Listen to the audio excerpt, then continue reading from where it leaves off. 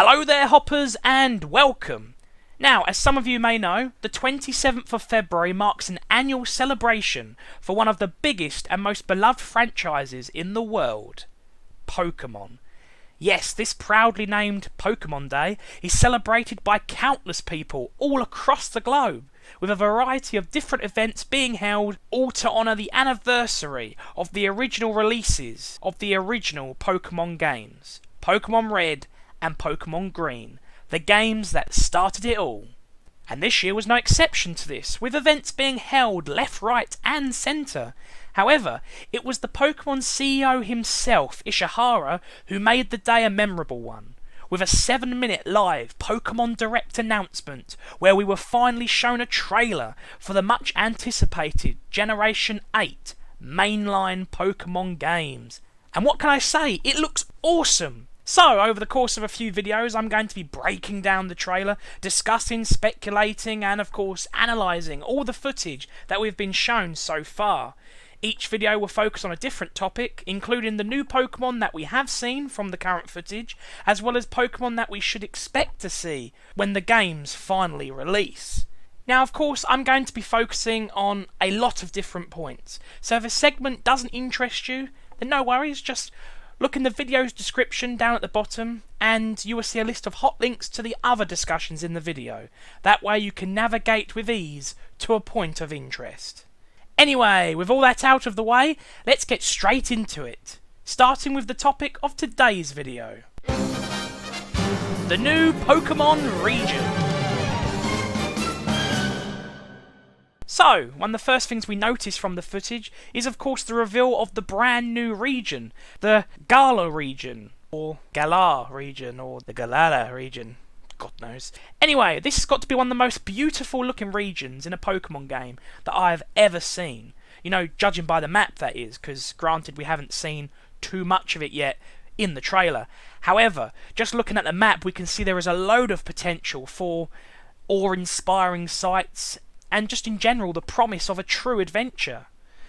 Now, aside from the pleasant visuals, this region, like all before it, clearly takes inspiration from real-world counterparts, such as X and Y being deeply inspired by France, more noticeably its capital of Paris.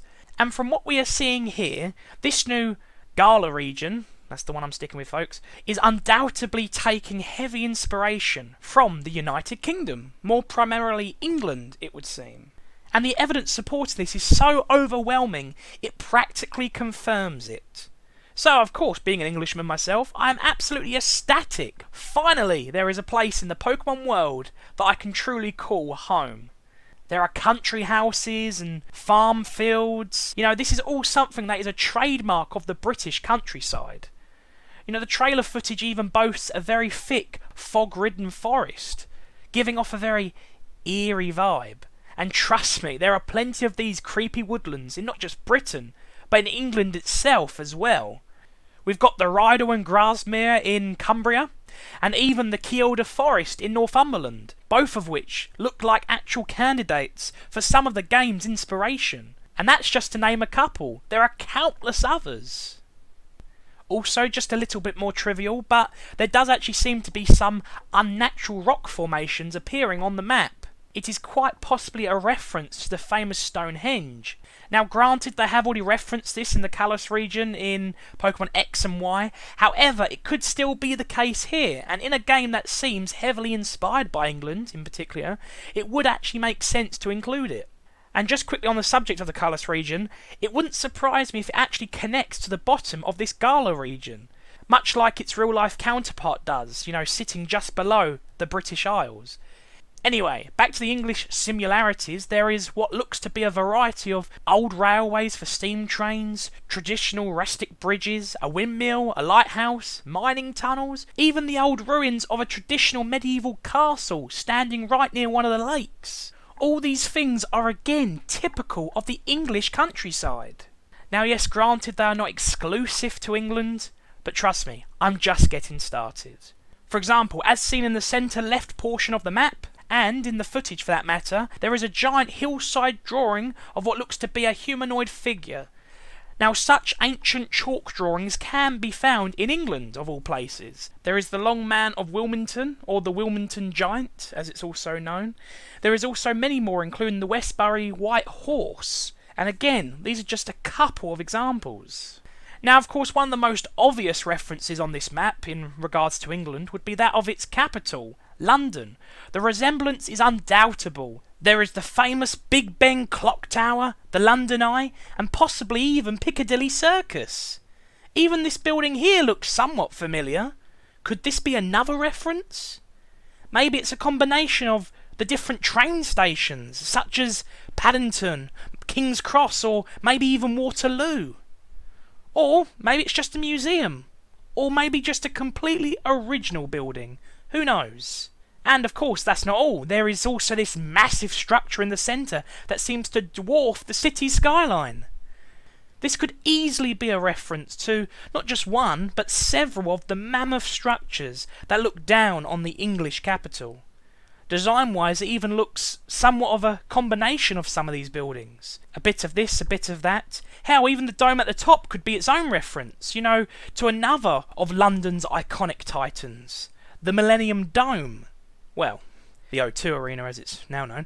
And yes, I know that they've referenced it in Heart Gold and Soul Silver with the Pokémon, but even so, it could easily be another reference here. However, a more likely candidate could even be the top of St. Paul's Cathedral, as both seem to share the very same distinct dome shape.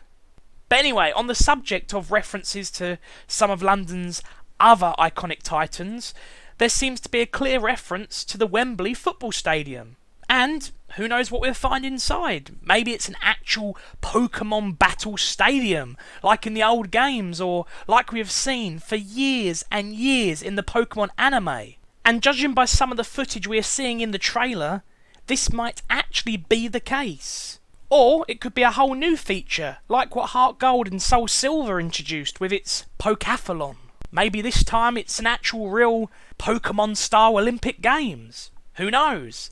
But regardless, I am very interested to see what actually goes on in there, especially when it seems, judging by the footage, to require a uniform to participate. Maybe it's a new Pokémon sport. I guess only time will tell. Now, on the subject of London, I must admit something a bit embarrassing. You see, when I first looked at the map, I started at the bottom and worked my way up, as you do. And as it happened, the first thing that caught my eye as a resemblance of my home was this cluster of buildings here. I remember saying, "Ah, awesome, it's London." And then I looked up. So, it really did throw me off at first, especially when it's even seen in the trailer to be a city of its own. And personally, even now, it still looks to me like the classic old traditional brick pastel appearance of old school London. And maybe it is. Maybe it was, for whatever reason, abandoned, with a new London being envisioned and rebuilt elsewhere.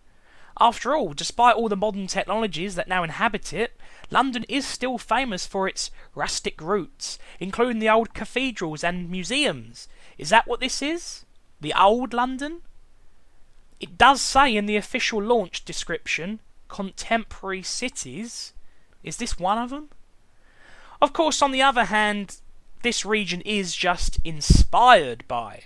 So, there is no need for an actual mirror image of reality. After all, who wants that in a Pokemon game? The whole purpose of this is to escape into a better world. We don't want a complete identical rendition of the crap one we currently live in. However, it could be their way of creating two completely different areas and cities based off different parts of London. And that's fine. I've got no problem with that. It's nice to make a reference, but you obviously have to make sure that you're first and foremost original in doing so. Don't just copy, you have to be original. And they haven't copied, otherwise, what the hell is London doing up there? Either way, it probably just is a different area, probably completely unrelated to the London-esque city at the top of the map. But I would still say it'd be pretty cool to have, as part of the story arc, if on your journey you learn how the city was either abandoned or was revived by people and Pokemon alike, to forge a new city where they, work together in harmony. Or maybe the reason could be as simple as the city simply grew too fast, so they had to go up north where there was more room for expansion. Or like I said, it's probably just its own city and I'm looking too far into it. But either way, I guess anything is possible. Anyway, moving away from all that London city connection side of things, there does seem to in fact be another, even more obvious influence to England, and that's in the form of this massive castle engulfing the upper terrain. This big, monstrous, intimidating structure looks freaking awesome. I love the design. It looks medieval yet futuristic. I do, however, feel that the crown-looking thing at the top of the tower there does ruin the overall look, but it still looks pretty cool. Also, whether or not that is a crown, I guess, is up for debate, but I'm pretty sure it is. And the very fact that there is a giant castle, just in itself, implies royalty. You know, someone of power, such as a king or most likely a queen. Sound familiar? It may not be Buckingham Palace, but it is definitely a throwback to old England and the majesty that was the castle, a staple of the most powerful people, or in this case person, in all the land. And also, given that there is this huge castle and that the games themselves are called Sword and Shield, it wouldn't surprise me one bit if part of the quest consisted of the protagonist actually meeting the Pokemon version of the Queen. And don't get me wrong, I'm not expecting some old granny or anything. You know, I'm not expecting some old person as the Queen. I mean, after all, like I said, this stuff is based on, it doesn't have to be identical. So a younger Queen would be nice. You know, someone who could probably come back in other games, preferably not dead. But anyway, moving on. So yes, you could probably meet the Queen at some point, maybe get tasked with helping them restore balance to the land, as it were. It could literally be as simple as either getting rid of Team God knows who, you know, the undoubtable antagonists of the game, or it could be something as awesome as you've got to go battle a giant legendary dragon Pokemon, therefore making you a knight of sorts. Even if it is just metaphorical, it'd be awesome. It'd be like St. George, who, in legend, slayed a dragon. And, who I might add, is responsible for the very flag that England are still identified with today. It's still known as the St. George's Cross. There is even a St. George's Day. And with a game that is clearly so heavily influenced by this country, and that the games themselves bear the titles Sword and Shield, it wouldn't be much of a stretch, really, to think that a Pokemon twist of the St. George legend could be present within the games.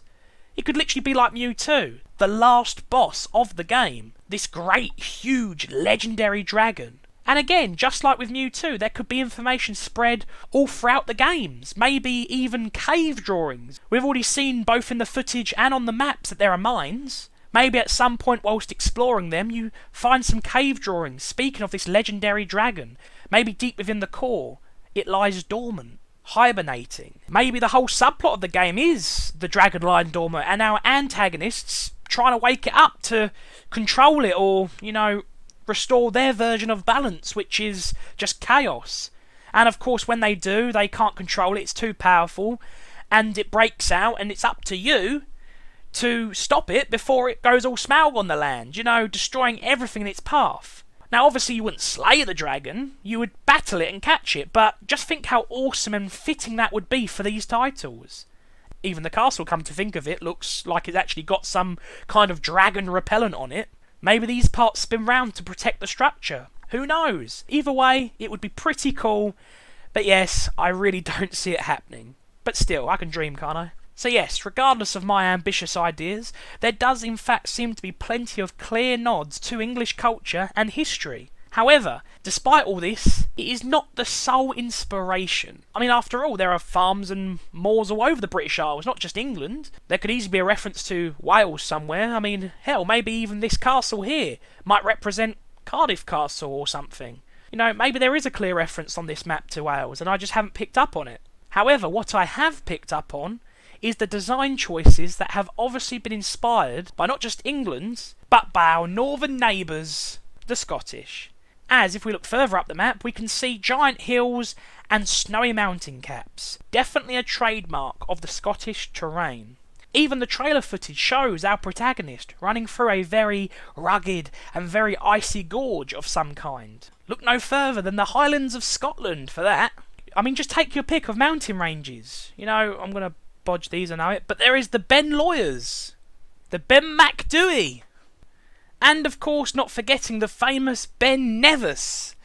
There's a lot of Bens, And of course the Ben Nevis itself, which of course has the highest peak in the British Isles. So surely it's of some inspiration to this new region. And as always, these are just a few examples. There are plenty more to choose from.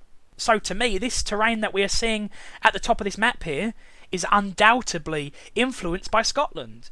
And that's not all. There are actually a couple of large surrounding islands up in this part of the map, which again, Scotland is known for having. And let's not be forgetting our main reference that surely everyone took from the trailer, and that is our protagonists, as they seem to be wearing the typical check and knitted look that is usually associated with the Scottish. It's more prominent, of course, on the female character, as she is sporting both the traditional Scottish hat, checked socks, and of course, a cable knitted cardigan.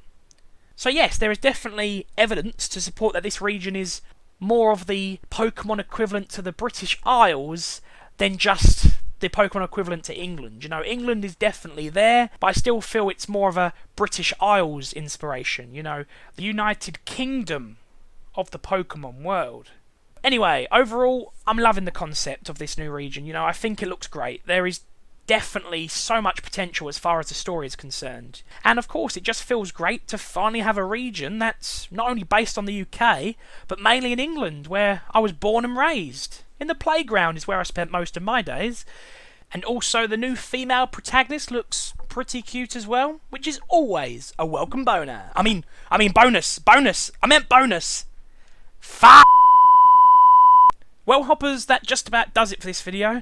Be sure to look out for part 2 of this trailer analysis, as I will finally be discussing the 3 new starter Pokemon that were revealed in the trailer. So, thank you all for watching, and if you liked this video and would like to see more Pokemon themed content in the future, then please give us a like, and if you haven't already, why not consider subscribing to the channel? That way you're not missing out on any of the new content when it's released. And it's not just Pokemon themed on this channel.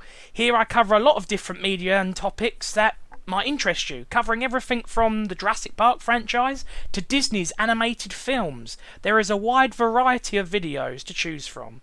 And of course, many, many more on the way, so feel free to check it out. Anyway, I hope you've enjoyed this video as much as I have. Take care, hoppers, and I'll see you next time.